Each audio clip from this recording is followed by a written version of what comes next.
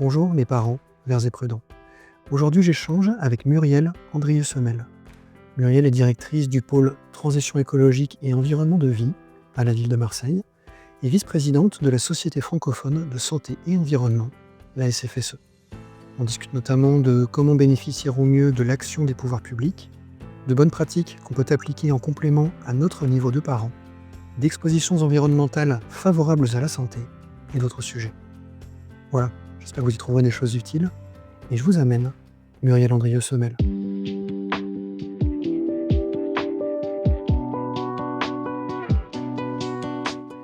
Aujourd'hui, je suis avec Muriel Andrieux-Semel. Muriel, merci de te joindre à moi. Merci beaucoup, je suis ravie d'être avec toi Guillaume aujourd'hui. Je souhaitais échanger avec toi à propos de l'un de tes domaines d'expertise, à savoir l'action des pouvoirs publics auprès des citoyens en matière de santé environnementale, un thème qui présente de forts enjeux pour les enfants.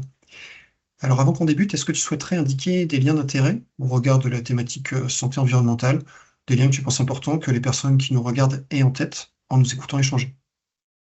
Tu veux dire par rapport à mon parcours, à ma profession, ou qu'est-ce que tu veux dire exactement? Je pensais par lien d'intérêt par exemple, si tu travailles pour, un exemple classique, c'est si tu travailles pour une entreprise, et que tu es rémunéré par cette entreprise de manière significative et que ça pourrait influencer les choses que tu vas dire aujourd'hui. Si tu as un engagement associatif, très fort ou politique, voilà, c'est savoir est-ce qu'on a des liens d'intérêt d'où on parle, quoi? Alors, ça rejoint les déclarations que j'ai toujours faites dans le cadre de mes fonctions, mais non, je Exactement. n'ai pas de lien d'intérêt avec des acteurs privés. Je suis agent d'État et mon indépendance me tient particulièrement à cœur, justement, en la matière. Très bien. Alors pour commencer, si tu veux bien, je te propose de présenter tes activités et les enjeux associés en santé environnementale. Alors, peut-être parler un tout petit peu de mon parcours de façon courte, mais pour comprendre comment j'en suis arrivée aujourd'hui à être la directrice du pôle de transition écologique au sein de la ville de Marseille. Je suis également vice-présidente de la Société francophone santé-environnement, qui est la seule société savante, à ma connaissance, reconnue en France aujourd'hui sur le sujet santé-environnement. Et j'ai eu un parcours qui a commencé par une partie environnementale, c'est assez curieux. Maintenant, j'y reviens sur la fin de mon parcours. Donc, je fais une boucle qui a majoritairement été de transiter dans le champ de la santé et de la santé environnementale. Je suis fonctionnaire du ministère de la Santé, mais j'ai commencé mes études dans une école environnementale. C'était une des premières écoles environnementales à l'époque, l'École nationale du génie de l'eau et de l'environnement de Strasbourg. Et c'est là que j'y ai vraiment trouvé mon sujet cœur de formation, qui est vraiment la nature et la façon dont elle fonctionne et ses interactions avec la santé. À l'époque, j'ai pu faire aussi un DEA en écotoxicologie, ce qui m'a permis de m'ouvrir aux enjeux santé. Et ensuite, j'ai commencé mon parcours au sein du ministère de la Santé, donc pour le service public, au service des politiques publiques de santé. Et aujourd'hui, je reviens sur le domaine de l'environnement, puisqu'après avoir travaillé pendant plus de 20 ans dans le domaine de la santé environnementale pour le ministère de la Santé, je suis heureuse en fait de revenir activer les leviers environnementaux de la santé, c'est-à-dire de développer des villes et des environnements pour les personnes qui sont plus sains en fait et qui permettent de maximiser, on va dire, notre capital santé. Tu parlais donc de différentes étapes. Il y avait donc cette étape à la ville. Je pense que la plupart des gens qui nous regardent sont assez familiers avec ce type d'interlocuteur. Peut-être moins sur ce qu'on appelle les agences régionales de santé ou les Oui, ARS. Est-ce que tu veux bien nous dire les essentiels à connaître sur la structure et les missions pour les personnes qui seraient moins connaisseuses de ces aspects? absolument. Précédemment, les personnes qui travaillent dans les services santé-environnement des ARS travaillaient pour les préfectures. Donc, c'est vraiment, ça a été une réforme importante, la réforme générale des politiques publiques, qui a voulu que la santé environnementale demeure au cœur du ministère de la Santé. J'ai trouvé ça particulièrement intéressant parce que ça a donné au personnel expert en santé environnement, qui sont au nombre d'un millier aujourd'hui, hein, c'est une spécificité très enviée aujourd'hui, mais qui est encore peu connue finalement. On ne sait pas qu'en France, on a cette chance d'avoir des métiers santé environnement au cœur du ministère de la Santé. Et c'est une forme de contre-pouvoir qu'on voit particulièrement importante aujourd'hui où sont débattus les sujets de la santé-environnement. Je parle de la loi Duplomb qui aujourd'hui mobilise beaucoup l'opinion publique et les instances institutionnelles et notre gouvernance, à juste titre, puisque ce sont des enjeux particulièrement impactants pour notre santé, la santé des générations à venir. Donc, les agences régionales de santé sont très indépendantes. Elles permettent de rendre des avis, en fait, sur les politiques qui sont conduites et elles ont une composante qui est très importante sur le soin. Or, aujourd'hui, on sait que la majorité de ce qui fait aujourd'hui la santé de chacun d'entre nous, ça n'est pas tant l'hôpital ou le soin, mais c'est bien la prévention. Or, on a quelque chose de très paradoxal dans les politiques publiques, c'est que finalement, le financement de la santé passe essentiellement aujourd'hui par du financement du soin, là où on sait que les leviers de santé sont majoritairement sur la prévention. Donc là, il y a quelque chose qui est à rééquilibrer, mais nous restons quand même des sociétés qui sont majoritairement, qui assimilent la santé à une santé médicale et pas à une santé préventive. Or, on sait que 80% de la santé, elle est liée à des actions de prévention. Et on voit que ce sont plutôt des mutuelles, on va dire, des acteurs parapublics qui vont intervenir pour favoriser cette part de santé liée à la prévention, qui finalement échoue aussi à l'individu. Donc l'objectif et je te remercie de m'interroger aujourd'hui, c'est de discuter avec toi de quels sont les leviers aussi que chacun a pour promouvoir et préserver sa santé. Alors effectivement, c'était des aspects sur lesquels je voulais échanger avec toi. Et je voulais aussi, je vais peut-être commencer par là pour profiter de ton type de parcours que j'ai moins autour de moi. J'aurais voulu avoir ton éclairage sur ce que les parents ont à savoir euh, sur les différentes actions menées par les pouvoirs publics et comment ça peut leur être utile. Je te pose cette question parce que j'ai tombé sur une capsule donc justement de l'ARS PACA, donc une sorte de mini podcast où dedans tu intervenais avec un professionnel de santé, de mémoire c'était une gynécologue, j'espère que je me trompe pas. Et en fait cette personne expliquait que l'ARS avait accompagné un certain nombre de professionnels de santé en termes de formation. Je pense qu'elle a de mémoire elle a parlé de quelque chose de certifiant, en termes d'accompagnement dans l'examen clinique ou avec une sorte de diagnostic avec différents critères. Et voilà, typiquement, je me disais, en fait, je pense qu'il y a, enfin, en tout cas, autour de moi, je n'ai personne qui a l'idée de se dire, ah, mais peut-être que ça existe, et si ça existe, où est-ce que je peux trouver donc ces professionnels de santé qui font, donc déjà qui se forment et qui montrent une implication sur ce sujet qui est important pour moi. Et donc c'est typiquement ça où je me disais, bah voilà, si on le sait ou si on le sait pas, si on a l'idée que ça existe, ou ça change complètement parce qu'on peut les trouver ces gens.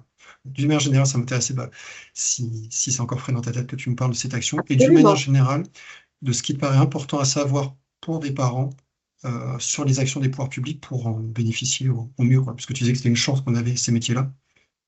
C'est très important. C'est vraiment, ça caractérise les liens partenariaux qui se sont tissés du fait même de cette conjonction de compétences environnementales et de compétences sanitaires. Je me souviens très bien, c'était maintenant il y a une dizaine d'années, je suis allée rencontrer le professeur Florence Bretel qui travaille avec le professeur Jeanne Perrin et une sage-femme Claire Sugnac. Donc c'est une petite équipe très mobilisée et très experte dans le domaine de la fertilité et des complications de la grossesse. Quand je suis allée la voir, moi, je venais avec mes connaissances santé environnementale et je lui disais en quelques mots, les recommandations sont extrêmement réduites aujourd'hui pour les jeunes couples qui ont un projet d'enfant et ces recommandations ne comprennent pas des sujets dont on sait aujourd'hui que c'est passé jusqu'au pouvoir public, c'est-à-dire de la recherche au pouvoir public, qu'ils sont impactants sur la santé. Et donc, j'aimerais qu'on fasse un travail spécifique en région Provence-Alpes-Côte d'Azur, puisque j'étais à la RSPACA, et que l'on donne ces conseils aux parents pour que surtout, ils ne loupent pas cette possibilité de soustraire leurs enfants à un certain nombre d'expositions qui sont impactantes non seulement sur le développement de la grossesse, sur l'enfance, mais aussi le développement à l'âge adulte, puisqu'on sait aujourd'hui que les perturbateurs endocriniens, par exemple, vont venir programmer in utero sans qu'on le sache, donc très important de donner la connaissance, des susceptibilités plus fortes, avec des risques qui peuvent aller à x2, x3, sur certains cancers ou sur certaines malformations. Ça m'a pris 2 ans de convaincre en fait Florence Bretel et de voir comment surtout on pouvait faire pour rajouter ces recommandations. Parce qu'aujourd'hui, les parents ont déjà beaucoup d'informations quand ils vont, quand ils souhaitent, quand ils ont un projet d'enfant et qu'ils rencontrent soit une gynécologue, soit une sage-femme, soit les professionnels de santé qui entourent l'accompagnement de la grossesse. C'est vrai qu'on leur donne beaucoup d'informations. Mais je crois que par cet échange entre un professionnel de santé et un professionnel de l'environnement que j'étais, Florence Bretel n'a pas mis longtemps à comprendre que c'était vraiment primordial de donner ces informations rapidement. Nous avons travaillé là-dessus et elle m'a dit, mais il faut absolument qu'on travaille sur la formation des professionnels de santé parce qu'il faut qu'ils soient convaincus pour transmettre cette information. Et on a fait une petite enquête à l'époque pour savoir si les professionnels de santé ont été intéressés. Et on a été extrêmement surpris de l'appétence et déjà du niveau de connaissance qu'avaient certains professionnels de santé, notamment les sages-femmes, qui sont des professionnels parfois moins connus ou moins sollicités par les parents, mais qui vraiment sont un puits de connaissances sur ces sujets liés à l'environnement de l'enfant. Donc, Florence Bretel a développé avec nos financements une formation et a continué à développer la plateforme Créer, qui est vraiment que porte la PHM, où l'on reçoit les parents qui ont un projet d'enfant. On leur explique aussi que c'est 100% chacun, c'est-à-dire la maman et le papa sont aussi concernés l'un que l'autre. Et c'est une idée reçue que l'on a de s'imaginer qu'il n'y a que la maman qui doit faire attention à ce qu'elle mange. En fait, les gamètes, ce sont les deux, en fait. C'est l'ovule et le spermatozoïde. Donc, quand on a une procréation, il faut absolument que les deux parents, pendant les mois précédant la grossesse, en fait, soient conscients des expositions qu'ils peuvent avoir et qui peuvent avoir des répercussions sur leurs enfants. De même que les choses qu'ils peuvent tout à fait faire de leur côté. Par exemple, manger bio avant la grossesse, c'est quelque chose d'important que plusieurs professeurs ont souligné. Le professeur Florence Bretel connaît aussi ces sujets. On sait qu'aujourd'hui, notre alimentation est contaminée par des substances chimiques qui, même si elles sont à des seuils très faibles de présence, à ces seuils mêmes, qui sont les mêmes que les seuils hormonaux, vont avoir un impact sur la programmation de susceptibilité génétique, on va dire, ou épigénétique. C'est ce qu'on appelle l'exposome. Je ne veux pas dire un gros mot, mais… Alors, ceux qui suivent ma chaîne, je renverrai vers la vidéo. C'est des sujets qu'on a déjà abordés, et puis il y a une vidéo spécifique, donc c'est pas un mot qui, pour la plupart des gens qui suivent, sera complètement nouveau. Je repensais à d'autres choses que tu aurais peut-être en tête, de choses à savoir pour pouvoir bénéficier, profiter au mieux de l'action des pouvoirs publics. Moi, déjà, on pourrait parler des capsules qui avaient été faites. Souvent, il y a des supports d'information intéressants. J'ai souvenir que dans un échange, tu parlais aussi éventuellement mais c'était en projet, alors je ne sais pas si ça a été, si le projet a pu être mené au bout de l'idée de départ. Il y avait cette idée de donner des informations ou donner des indicateurs sur l'état de l'environnement local, toujours dans cette idée d'appropriation et de répondre à la demande d'information des parents, et puis toutes les idées que tu aurais, enfin, tous les points de vigilance que tu voudrais mettre en avant. Ça, c'est important de connaître. Ça, c'est à votre disposition, ça peut être utile. Voilà, je prenais globalement de ce qui te vient en tête sur ce sujet. Alors, je m'étais rendu compte, par exemple, que quand les personnes aujourd'hui recherchent des appartements, des lieux de vie, il existe des agences qui proposent des informations qui sont très développées sur le volet environnemental, ce que je ne savais pas. C'est-à-dire qu'on peut avoir évidemment les choses classiques, la proximité de transport en commun, mais on peut aussi avoir l'environnement au niveau, par exemple, qualité de l'air, quantité d'espaces verts à proximité, en tout cas proximité des espaces verts. Et donc, j'ai trouvé ça particulièrement important. Et j'ai travaillé dans ce cadre-là, notamment avec Euroméditerranée, quand j'étais à l'Agence régionale de santé, pour développer une haute qualité environnementale, on va dire, de nos projets urbains. Alors, ça n'a pas abouti au sens où aujourd'hui, on n'a pas un cahier des charges construit. Ceci dit, c'était une application de ce qu'on appelle le guide Isadora qui a été mis en place par l'École des hautes études en santé publique. Et ce que nous avons fait au niveau local pour documenter ces éléments, c'est que nous avons travaillé avec l'Observatoire régional de la santé à mettre à disposition en fait les données à la fois de la santé et de l'environnement à façon sur un territoire. C'est-à-dire qu'on peut interroger cette base qui s'appelle la base CIRSE pour obtenir un portrait finalement santé-environnement d'un territoire. Alors c'est vrai que ce n'est pas toujours sur certaines données, on n'a pas la précision du quartier, donc je pense que ça mériterait d'être amélioré. Mais l'ambition à la fois du tableau de bord et de ce tableau de données, en fait, CIRSE, c'est d'être transparent vis-à-vis des personnes sur les données qu'ont ou que produisent les pouvoirs publics et les mettre à la disposition des personnes. Donc ça, c'est vraiment quelque chose qui est aujourd'hui disponible sur le site de l'ORS. D'accord, très bien. Je mettrai les références dans la description de la vidéo pour ceux qui veulent aller plus loin sur ce sujet. L'action des pouvoirs publics, elle a des limites en fonction de ce qu'on met en place. Ça m'intéresse aussi d'avoir ton éclairage pour les parents. À ton avis, en complément donc de l'action des pouvoirs publics, quel type de bonnes pratiques tu recommandes autour de toi, sur des jeunes mères, pour contribuer à réduire les expositions préoccupantes en complément de l'action des pouvoirs publics? Tu as parlé de manger bio déjà, tu as peut-être d'autres conseils? Alors déjà, je dirais à toutes les mamans, parce que moi j'en suis une, j'ai un papa qui était très impliqué, et puis peu importe, hein, ça peut être des couples de papa ou de maman, c'est vraiment un travail extraordinaire que de porter un projet en fait d'enfant. Et je voudrais d'abord rendre grâce à cette envie, cet élan qu'on peut avoir et qui fait que dans cette période-là, les personnes qui s'engagent dans ce projet-là sont très souvent très ouvertes et très perméables en fait aux recommandations et sont même en attente de choses simples qu'elles peuvent mettre en œuvre. Donc la première chose, c'est de leur donner les informations qui leur permettent d'agir et de surtout pas être dans ce qu'on a eu tendance à faire précédemment dans les politiques de santé publique, c'est-à-dire de responsabiliser les gens, de générer de l'anxiété. On n'est pas du tout là-dedans. Il y a des choses simples que l'on peut faire pour se soustraire et soustraire l'enfant à des expositions inutiles.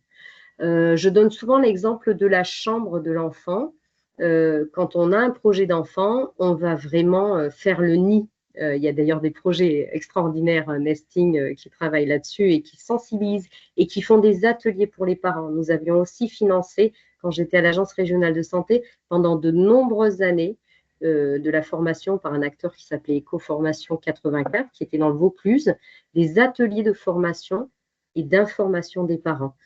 Donc, la chambre, le fait de savoir que quand on aère 10 minutes par jour la chambre ou même la maison, on renouvelle complètement l'air et on sait que l'air intérieur, de par l'immobilier que l'on a, de par les substances qui sont utilisées pour traiter les tissus ou l'ensemble des matériaux que sont les colles que l'on a dans nos mobiliers classiques, cette exposition qui dure toute la journée, en fait, peut être amoindrie et quasiment annulée, en tout cas juste après la ventilation, et ça va perdurer pendant la journée. Donc, aérer 10 à 15 minutes par jour, le matin, peut-être pendant qu'on change le bébé, prévoir ses habitudes, aérer la chambre de l'enfant. Donc ça, c'est très important. L'aération, la ventilation des logements, ne jamais boucher les fenêtres. Voilà. La ventilation, la circulation de l'air, c'est vraiment l'air, d'ailleurs, l'air extérieur est chargé dans des substances qui sont des ressources en santé.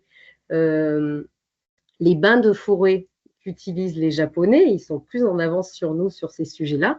Nous, on sait qu'on est bien quand on est en forêt, on sait qu'on va être bien dans un parc, mais on n'a pas encore scientifiquement documenté ces choses-là. Les Japonais sont un peu plus en avance que nous là-dessus, et on sait que l'ensemble des essences sensibles qui vont faire qu'on est bien, le fait qu'on respire, les odeurs des plantes, ce sont des facteurs de santé, très clairement. Donc, au-delà du fait que ça va faire partir les polluants, j'insiste toujours sur le côté ressources, ça va aussi amener un renouvellement d'air qui peut être très bénéfique à la santé. La deuxième chose que je recommanderais, c'est dans la mesure du possible de bannir les plastiques et de passer sur des produits très simples. On a beaucoup de produits de soins pour l'enfant et parfois on réchauffe en fait des produits qui sont dans des contenants en plastique. Le simple fait de ne pas faire attention à quel type de plastique c'est trop compliqué me semble-t-il comme recommandation, mais vraiment en tant que possible revenir à du verre qui est inerte et à ne pas utiliser des plastiques. Pour les produits de soins, avoir des produits très simples comme des savons. On a le savon d'Alep qui est très respectueux de la peau. On a aussi les liminants oléocalcaires qui étaient utilisés par les PMI. Aujourd'hui, je ne sais pas s'ils continuent à les recommander, mais le simple savon est vraiment quelque chose qui évite d'avoir recours à des produits dans lesquels on a des parfums, dans lesquels on a des perturbateurs endocriniens qui traversent la peau et qui donc peuvent générer des eczémas ou autres. Même chose pour les lessives. Voilà, ça, c'est des recommandations assez simples qu'on peut donner et qui vont d'ailleurs être plus économiques et qui vont permettre aux parents d'utiliser des produits simples qui n'ont pas d'impact sur la santé de l'enfant. Oui, donc ces bonnes pratiques, je suppose que tu as commencé à en évoquer spontanément quelques-unes. Oui. Quelles sources d'informations tu recommandes pour les parents? Tu parlais de l'importance d'être bien informé sur ce type de bonnes pratiques, simples, efficaces, idéalement avec un emballage non culpabilisant et non anxiogène. Est-ce que tu as des sources d'informations, pouvoirs publics ou autres, à recommander aux parents sur ces sujets? Alors moi, je n'en citerai qu'un parce que je pense qu'il y a énormément d'informations sur le site. C'est les 1000 premiers jours, en fait. Le ministère de la Santé a travaillé avec d'autres ministères, d'ailleurs, et avec l'ensemble des agences, à restituer aux parents, de la forme la plus simple à s'approprier possible, l'ensemble des consignes que je citais. Il y a aussi des consignes, notamment sur le mobilier que l'on va acheter pour constituer la chambre de l'enfant, de prendre des mobiliers qui sont le moins émissifs possible. Aujourd'hui, il y a un étiquetage, que ce soit sur les aliments ou que ce soit sur les mobiliers ou l'ensemble des produits d'intérieur, qui permettent en fait de jauger le risque lié à ces produits. Donc sur ce site, on retrouve l'ensemble de ces recommandations et ça me semble être le premier site de référence à consulter pour les parents. On a ensuite des sites associatifs. Moi, j'aime beaucoup le travail qui est fait par la CEF, par Pierre Souvé, qui travaille beaucoup à l'attention des jeunes mamans pour proposer des recommandations adaptées. Ce sont peut-être les deux sites que je recommanderais aux parents. Ok, très bien. Et dans le même ordre d'idée, sur les aspects acculturation, comprendre les enjeux, est-ce qu'il y a des livres que tu offres autour de toi régulièrement ou des documentaires que tu recommandes? Je pense en particulier au livre de Barbara Domenex qui a travaillé sur l'iode et sur les impacts en fait des substances chimiques sur le cerveau, donc la neurotoxicité des substances chimiques.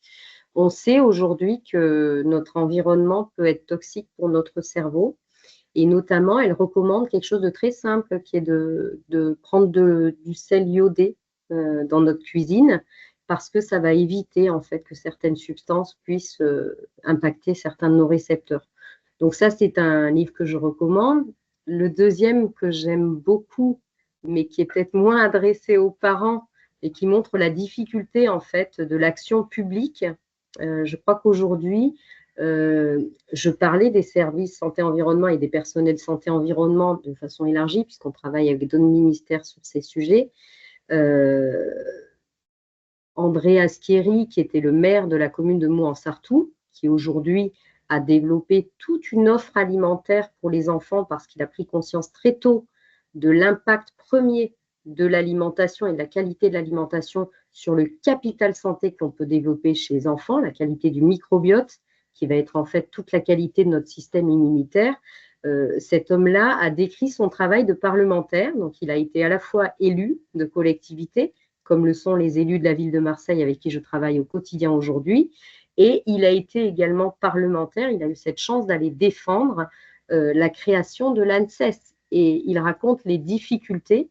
Donc, je pense que loin des façons très complotistes de voir les choses, je crois qu'il faut être conscient des difficultés objectives, en fait, de travailler sur ces sujets qui lient la santé et l'environnement, de faire la somme de ces connaissances et de les traduire, en fait, en recommandations. Ce sont des choses qui nécessitent vraiment un travail approfondi, une rigueur scientifique très importante et des investissements des pouvoirs publics. Et donc, ce livre raconte toutes les difficultés liées à la montée en compétence, en fait, de la France sur ces sujets. À ce titre, je le trouve très illustratif pour ne pas se laisser bercer par des on nous ment, etc. Non, l'action publique est difficile.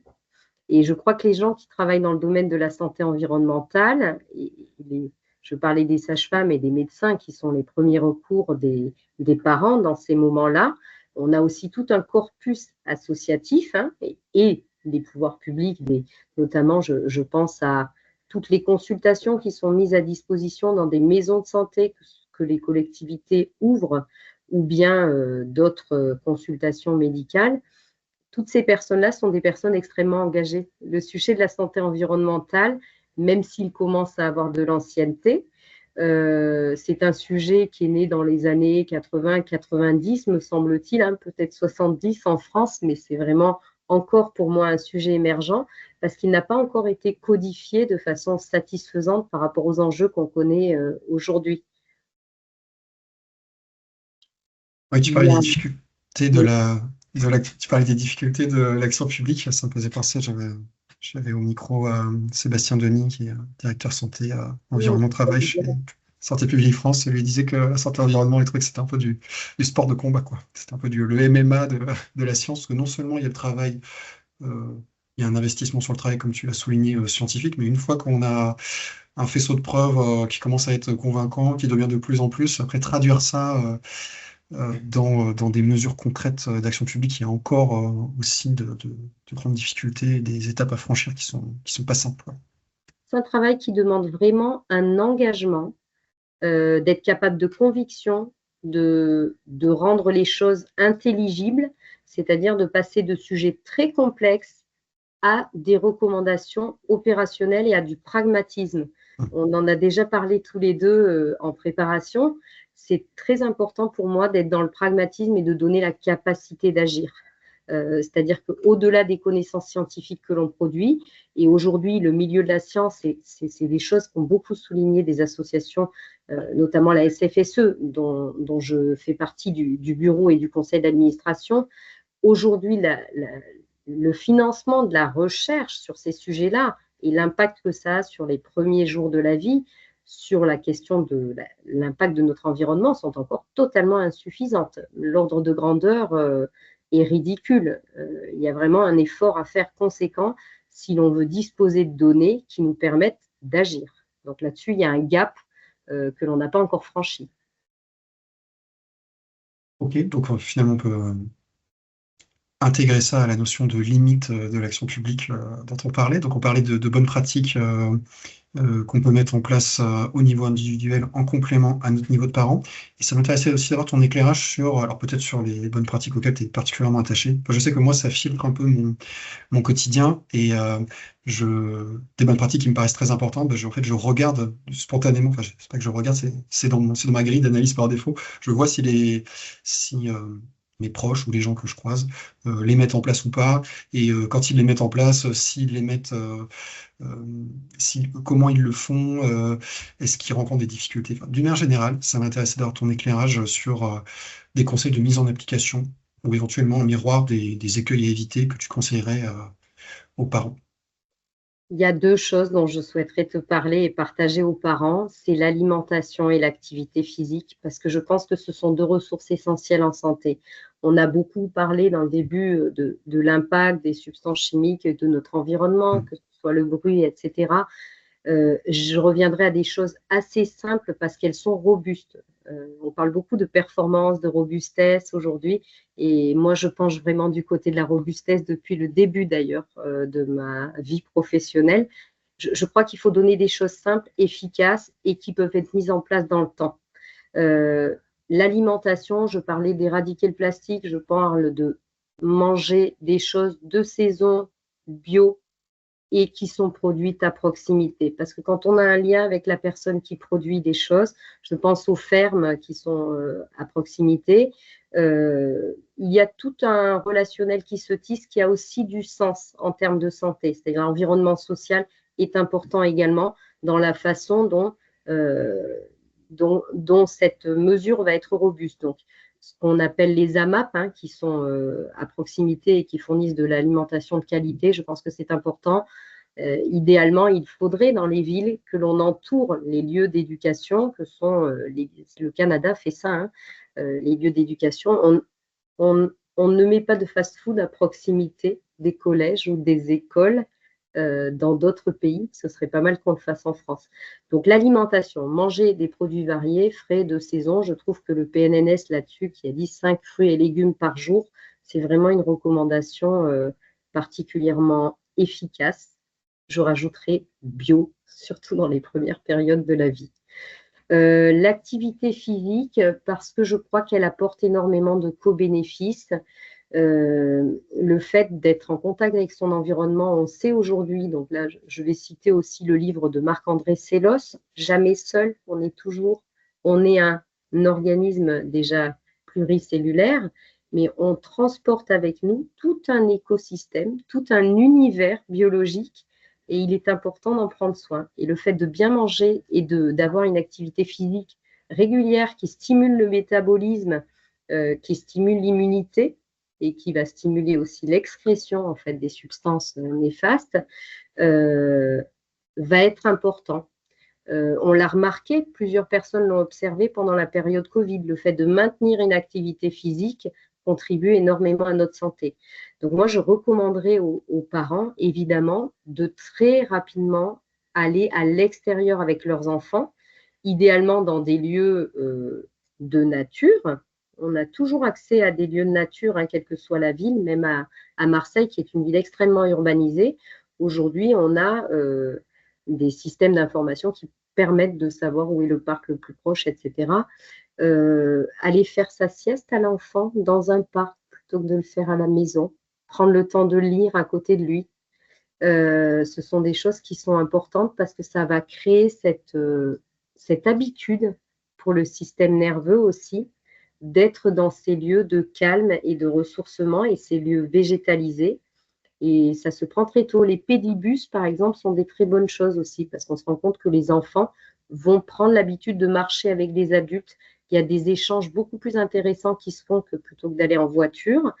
Et donc, le fait d'amener les enfants à vélo, de les faire marcher et de favoriser les activités extérieures, surtout aujourd'hui où on est vraiment absorbé par les écrans, ça devient très important d'avoir une part active dans le fait de favoriser ces choses-là. On sait, par exemple, je termine là-dessus parce que c'est une donnée que peu de gens connaissent, on sait que 30 minutes d'activité modérée par jour réduit le risque de 5 ou 6 cancers de 30% et réduit la mortalité, donc les deux, hein, et la mortalité de 30%.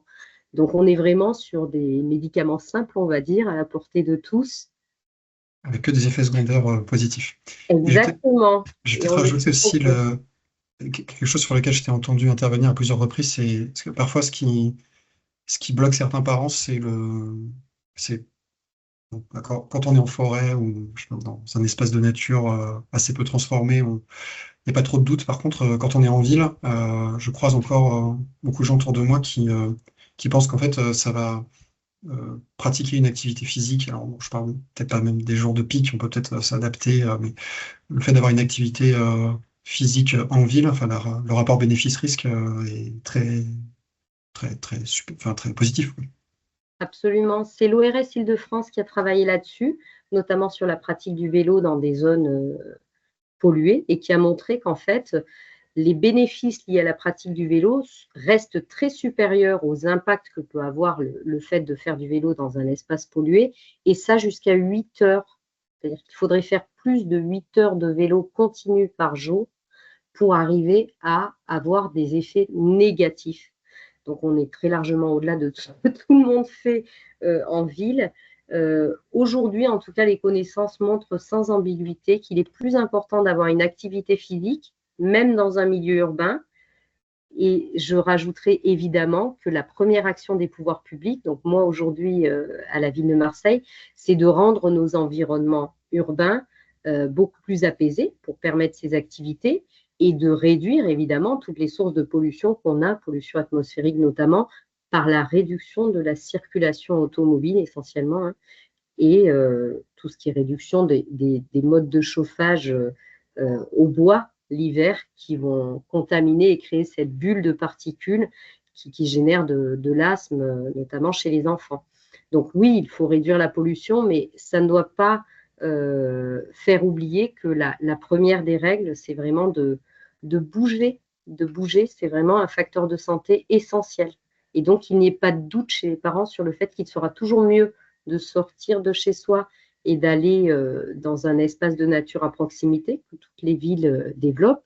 Pour les gens qui ont la chance d'être à la campagne, c'est encore plus simple, plutôt que de rester chez soi. Et puis ça fait bien écho avec les notions de co-bénéfice et de environnement, pas seulement une source de danger, mais aussi une source de ressources, notamment pour la santé que tu évoquais. Oui, je rebondis sur ce que tu me dis, je me permets, parce que je trouve qu'on a vraiment pris conscience. Moi, j'en avais déjà conscience, mais c'est ressorti. On était beaucoup à en avoir conscience, mais ça a été très bien documenté pendant le Covid. Le fait d'être confiné, en fait, a été très néfaste à la santé mentale. Donc, il y a aujourd'hui des facteurs qui sont intuitivement, on sait que c'est bon. Et je pense qu'ils ont des co-bénéfices extrêmement importants. La qualité aussi du fait de sortir, d'aller avoir des relations avec d'autres personnes et d'être dans des environnements favorables à la santé, bien évidemment, ce sont des co-bénéfices très, très importants. On sous-estime probablement dans la façon dont on en parle aujourd'hui. Ok, très bien, Muriel. Est-ce qu'il y aurait un point qui était important pour toi et qu'on n'aurait pas abordé spontanément au cours des échanges? On pourrait y passer des heures, hein. Je passerai volontiers des heures à discuter de ce sujet parce qu'il y a tellement à dire. Non, je pense que le plus important, c'est la qualité de la relation qu'il y a entre les parents et les enfants. Et ensuite, ils vont rajouter cette brique environnement et prendre le temps, effectivement, de se documenter. Mais je crois que la qualité de l'intention que les parents ont au moment de leur projet d'enfant, et qui va amener en fait tout ce qu'ils vont pouvoir intégrer comme nouvelle brique à cet environnement favorable à la santé de leur enfant, c'est sûrement le plus important. Je crois qu'on a eu beaucoup trop de discours culpabilisants à l'égard des parents, sans leur donner d'ailleurs pour autant des informations pratiques et faciles à utiliser. Et je dirais peut-être que le meilleur des changements que l'on peut faire, c'est celui qui peut être fait et conservé et celui qui peut être fait au quotidien. Donc, choisissez les changements qui sont les plus smart pour vous, c'est-à-dire ceux qui sont faisables, correspondent aux recommandations et que vous pouvez conserver en l'intégrant dans votre quotidien. Quand on pense à changement, on pense souvent à beaucoup de changements. Je pense que l'expérience a montré que ça passe par des petits pas. C'est ce qu'on avait fait d'ailleurs, ça me revient, ce dont je t'avais parlé au début de la préparation de notre rencontre, un petit livret de quelques gestes qu'on peut faire chacun. Il suffit d'en piocher un ou deux. C'est le premier pas vers l'amélioration de la santé. Et petit à petit, on se rend compte qu'on peut intégrer de nouvelles choses. Mais je recommande d'être plutôt dans la faisabilité, dans le pragmatisme, plutôt que dans l'ambition. Et en fait, même si c'est une seule chose, par exemple, tous les jours, j'aère 15 minutes la chambre de mon enfant le matin pendant qu'on prend le petit déjeuner, eh ben, c'est déjà énorme. C'est important. Ok, très bien. Pour les gens qui voudraient suivre ton travail, en particulier ce qui peut être applicable dans l'esprit que tu as dit à un niveau de parent, où est-ce qu'on peut les renvoyer préférentiellement est-ce qu'il y a je sais pas, par exemple, un site internet de la ville de Marseille, est-ce qu'il y a des pages dedans? Est-ce que sur les CFSE, il y a des ressources? Où est-ce qu'on peut, les gens qui veulent te suivre et suivre sur ces aspects, où est-ce qu'on peut les renvoyer? Bon, il y a deux choses, hein. Moi, c'est vrai que je suis très impliquée à la ville de Marseille parce que je trouve que c'est une ville magnifique et je me disais que c'était vraiment une chance pour moi de pouvoir être recrutée, de mettre mes compétences en santé dans un domaine qui est le domaine de la transition écologique. Et donc, on peut retrouver toutes les actions qui sont conduites par la ville de Marseille qu'on s'est attaché en fait à rassembler dans un rapport de développement durable. Le dernier date de l'année dernière, on l'édite chaque fois en fin d'année. Et on y retrouve également tout ce qui est à disposition, notamment des enfants, hein, les structures d'éducation, ce qu'on appelle de façon un peu techno les structures d'éducation à la santé. Je parlais des fermes nature, des relais pédagogiques. Et c'est vrai que la ville de Marseille développe un programme éducatif territorial qui permet à chaque enfant, au moins une fois dans son cycle, de connaître ces structures et ensuite ils peuvent y retourner de façon individuelle. Donc oui, toute l'action que l'on conduit et que l'on coordonne est dans ce rapport développement durable de la ville de Marseille qui, je pense, reflète bien l'action de la ville et le changement qui est opéré aujourd'hui pour en faire une ville plus agréable à vivre. Et facteur de santé.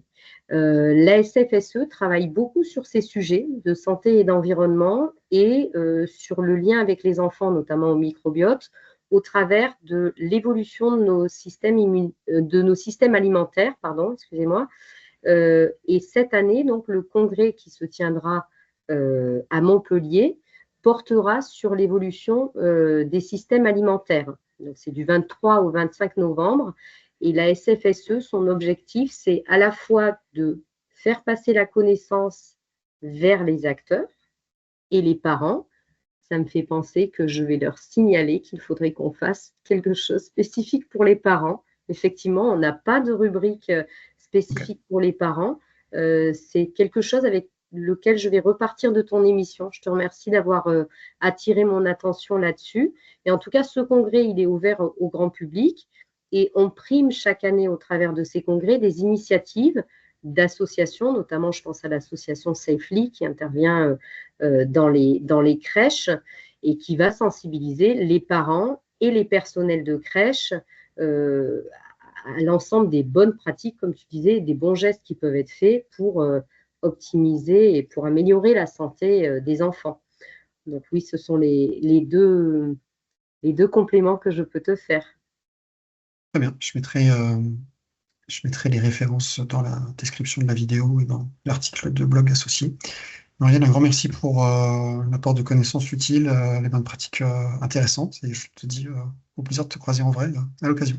Je suis ravie, Guillaume, je voulais te féliciter pour ton initiative et je vais aller regarder les autres émissions parce que je suis vraiment curieuse de voir aussi comment les parents reçoivent ce type d'informations. Je serais heureuse d'avoir un feedback de ta part là-dessus. Je te remercie beaucoup de la qualité de cette émission. C'est moi qui te remercie. Je suis très honoré de ton commentaire. Au plaisir de te voir en vrai. À bientôt. Au revoir. Au revoir. Voilà pour cet entretien. S'il vous paraît utile, vous pouvez liker, vous abonner et clocher, si ce n'est pas encore fait, pour que YouTube favorise sa diffusion. À très bientôt.